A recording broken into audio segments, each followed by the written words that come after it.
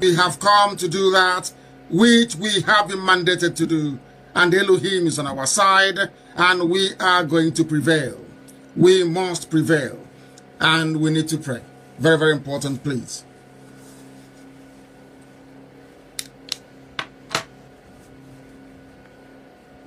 Indeed, we trust Elohim on this very special day that only you have made, that we remember your sons and your daughters that perish that we may live, those who sacrifice their lives to protect their children, to protect their families, to protect their loved ones, to protect their nation, Biafra.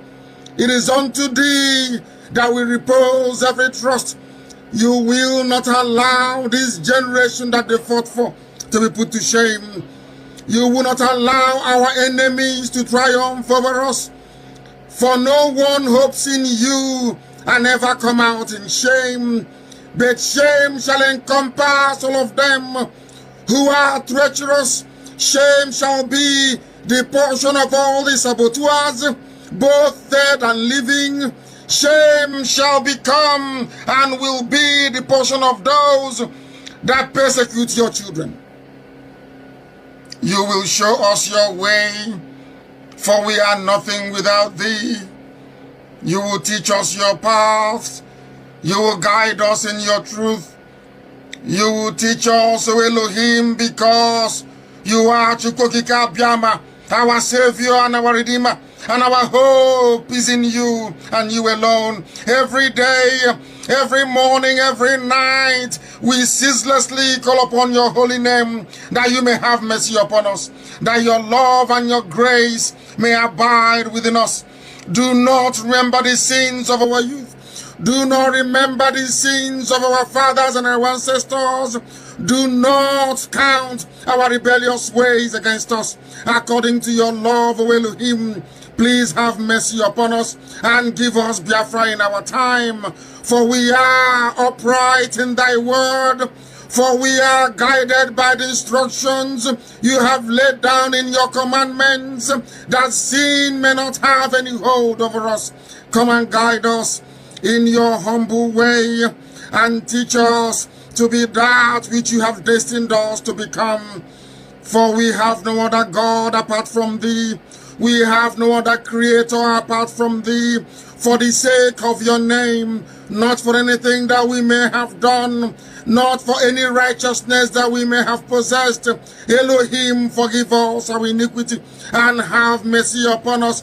Grant us Biafra in our time, that your name may be exalted, that your name may be praised, that your name, O Elohim, may be lifted up above every other name, now and forevermore, we pray. He said, Mama Deregi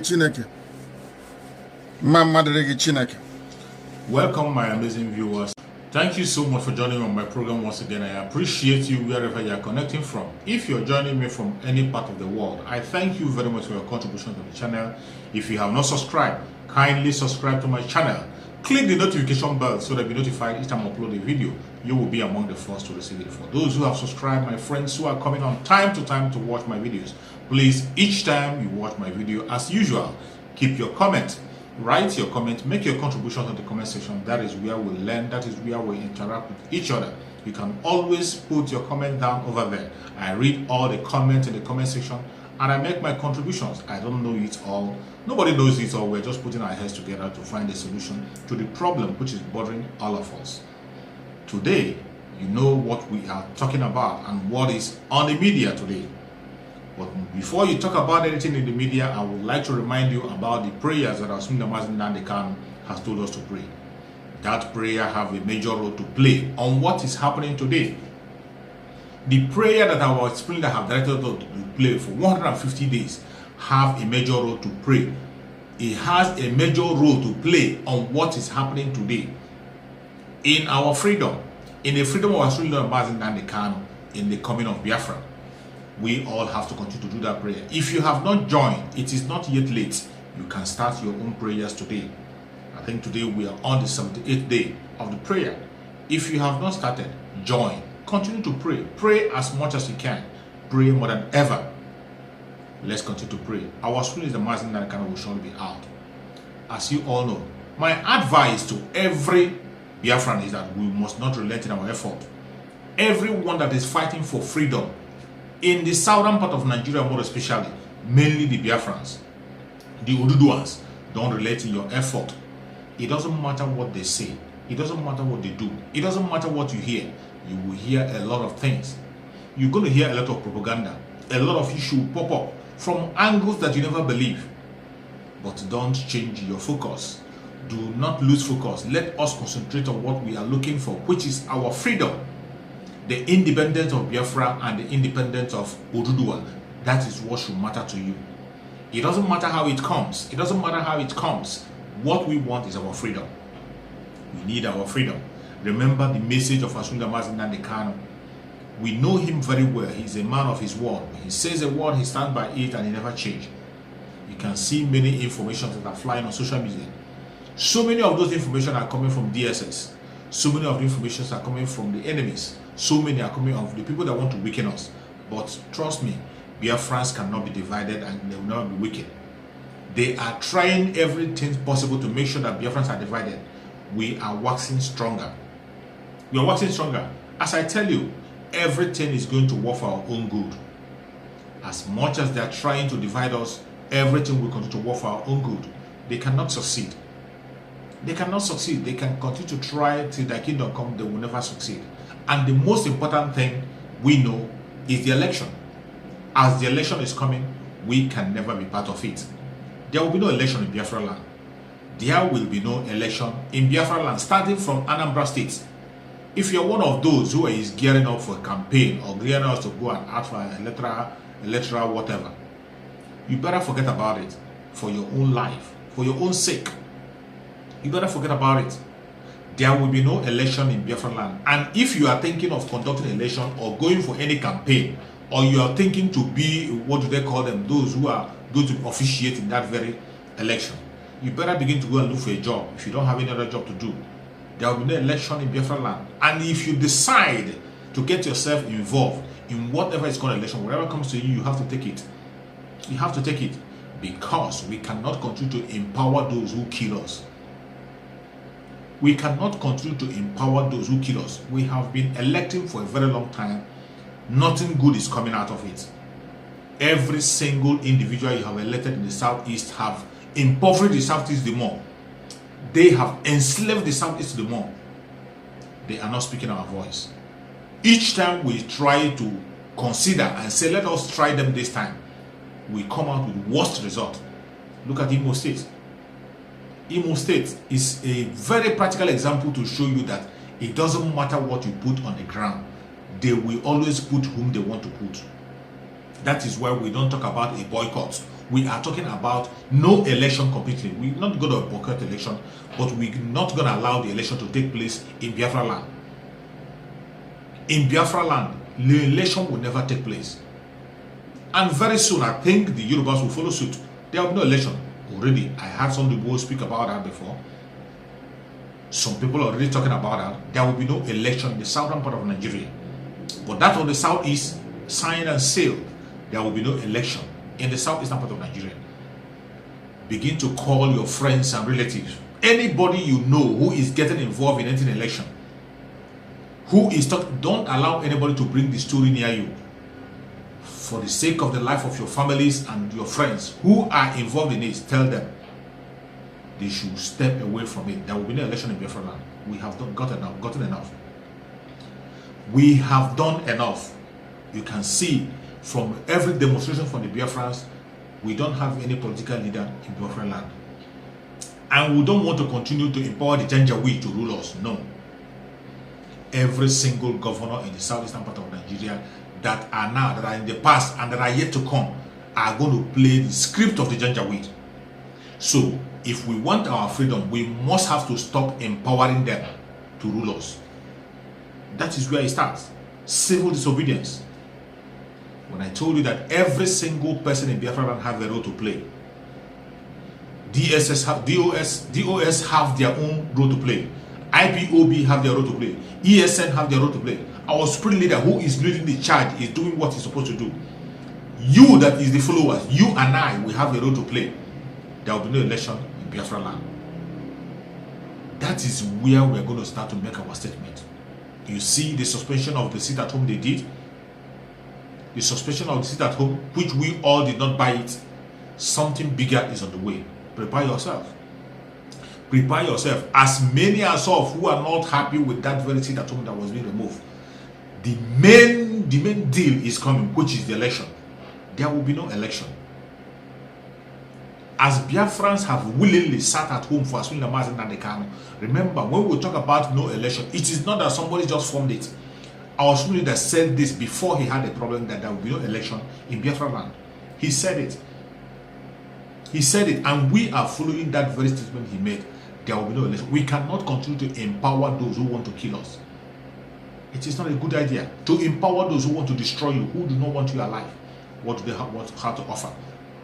On what basis are you going to start believing these people? On what basis are you going to start looking up to these people? From everything they are doing from A to Z, nothing is working and nothing will ever work. You see people like Babangida, Ibrahim Badamasi Babangida, coming to provide solution to their contraption called Nigeria. He's making a choice on who will rule your country. This was one of the people who committed genocide against Biafrans. Not just committed against genocide, he committed genocide against the Oduduwas. He was the person who truncated the legal election that was held in Nigeria. He truncated it. He killed Abiola. If he had not annulled the election of Abiola, Abiola would not die. So when you begin to talk about the death of Abiola, you must have to mention IBB. He was the one that engineered the death of Abiola. The only legitimate election that had ever been held in Nigeria, he truncated it. And today he's one of these providing solutions. And you think that such a country will survive? It will never survive. Dead on arrival. Dead on arrival. We have to begin to think of a way forward and a way out.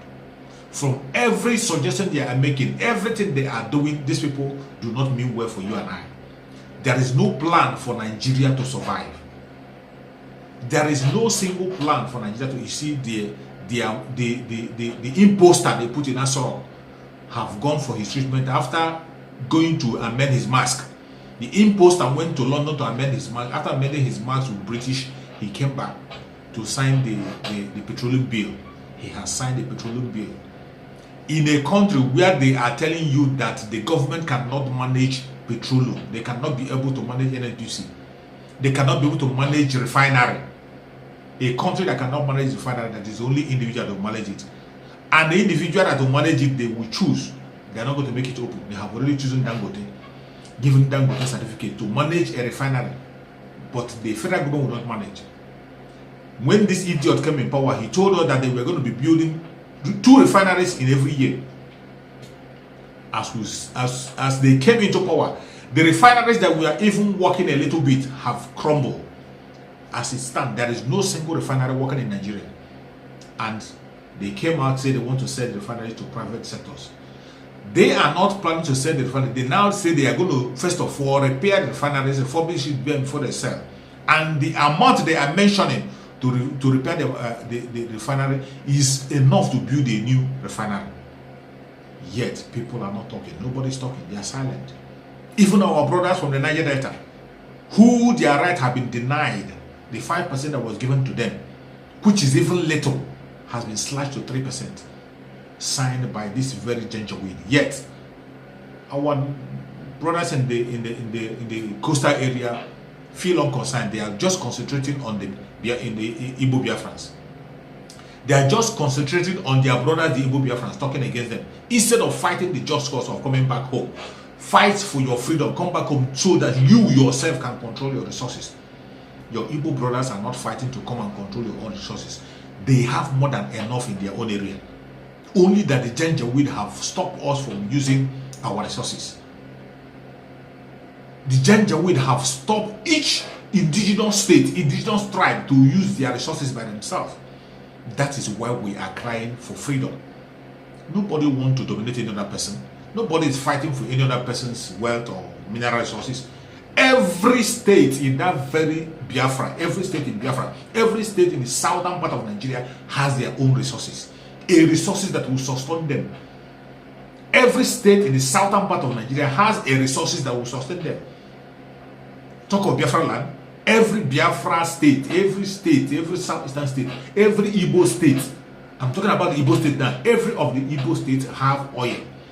Every state in Biafra land has their own oil. But what you are crying for is for us to get the freedom back so that the resources will be handed over to you to manage. Nobody is going to manage it for you. Stop deceiving yourself and think that people are fighting to dominate you or to come and rule. No. We are fighting for us to start a new life with a new constitution that you yourself will write. You yourself will decide what will happen. That is why you have to speak up. Speak up before it is too late. Nothing is going to work in the contraction called Nigeria. Stop deceiving yourself. You from the southern part of Nigeria, deceiving yourself that it's not going to work. I want you to watch this video and listen to what they're saying about the petroleum bill. Listen. The refineries, the rehabilitation of Nigeria's refineries. But there was an interview granted us yesterday, and in case you missed it, here's a bit of it. I will agree with you that government is not the best manager of refineries. And that's why this time we are actually going to have a professional manager to manage refineries. We're not going to manage the refineries at all. I've said that for the opt-in time. But we believe that the refineries, we should get the refineries back to life before we decide on the option of whether we are going to privatize or sell off the refineries. Who are the people? Which companies are getting what? Port Harcourt Refinery, the contractor for Port Harcourt Refinery rehabilitation is called Tecnimont. It's an Italian company in partnership with Daewoo. That's the consortium. Warri Refinery is Saipem. And Kaduna Refinery is also Saipem. So they are different. It's a different contractor for Port Harcourt, but the same contractor for Warri and Port Harcourt because it's a package. So we gave it to them. And of course, they had the option. All contractors had the option of choosing one refinery or the two. But all the contractors requested for that package, which contained the two refineries. So we gave it to them as one. Was there a bidding process? It was a bidding process. It came from 30 interested companies, came down to to 5 companies pre-qualified, and then, of course, Saipem won. Was there any Nigerian companies on that bidding process? No, there was no Nigerian company on renewables. What we are telling the rest of the world is that we cannot join that race to renewables now. If you tell me, in the definition of renewables, you tell me that nuclear energy is a renewable fuel, while gas is not, I disagree with you. So what we are saying is, yes, the West has defined renewables.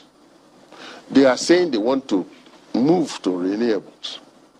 That they must also allow us, because we have a lot of gas resources.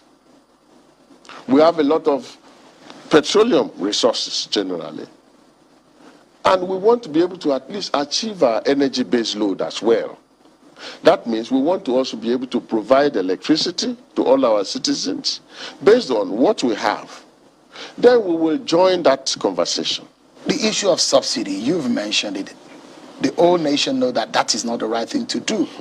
Don't you have the muscle to stop paying subsidy? So what we are saying is, look, before we do this, we need to put some structures in place so that the impact on the people will be minimized. So what we are trying to do is to try to create an alternative which is cheaper, which is more affordable. So that structure is being put in place. Well, I will not give you a date now.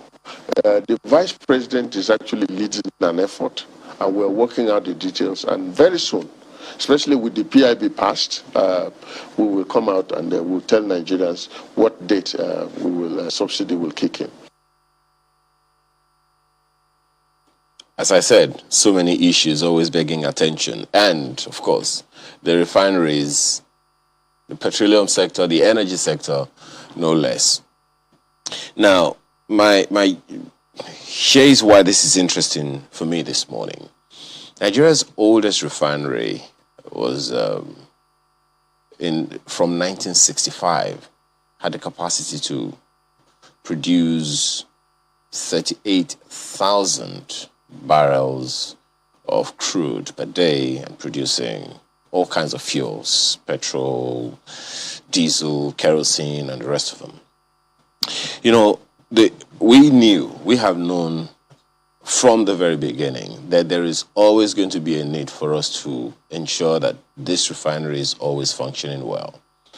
And those of you who have been following would know how many times we have tried to turn around the refineries without a single turnaround. Definitely depressing for those who would know. And I don't even envy those in the energy sector who know what ought to be done and who see that these things can't be done. Also gratifying that the government has recognized that it is not the best manager of refineries, and I wonder why. Because even though we can say, you know, government doesn't have any business being in government, but let's decrypt government. Government is made up of people. Some of them, as soon as they leave government, to go into private business, and they run those businesses well. So what is wrong with government being in the business of business and doing it well? That's a conversation for another time. Question is, how do we ensure we do not get here again in another 1 year, 2 years, 5 years, 10 years? What is the plan to ensure that the needful is done? Don't forget that we have privatized the private sector, at least the electricity sector, at least to an extent. How well are we doing in that sector? Some will tell you that we can't compare telecom sector, which is doing very, very well, fully privatized, with electricity sector. I don't know why, but those who know will tell you it's a lot more complex. Is the energy sector, the petroleum sector, any less? How do we ensure that even with the NNPC limited as it is, it's still going to run as profitably as Nigerians expect? So many questions. The refineries will start to work according to the promise of government this time. Maybe in a little more than 2 years. We're waiting. But the question is there. And people need to know. And government needs to make people know how we will ensure we do not get here again. Because the government of the day is not going to be the government of the day in the next 5 years. How do we ensure we don't come back here again and say it's broken simply because we made it so? Many issues begging answers. After hearing all this from their corrupt media, even their corrupt media exposing this letter, you can see a lot that is hidden. This is a country you think is going to move forward. The country is dead and buried. Continue to fight for your freedom. It is only we getting our freedom that we can be saved. May Chukwu Okike continue to protect us from the madness and the garden. May Chukwu Okike continue to give us from the madness and garden good health. May Chukwu Okike continue to protect everyone that is sincerely fighting for freedom in that country called Nigeria. May Chukwu Okike control and prosper every indigenous tribe in the country called Nigeria.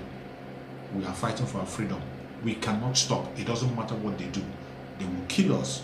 We will kill them. At the end of the day, Biafra will be free. Ududua will be free.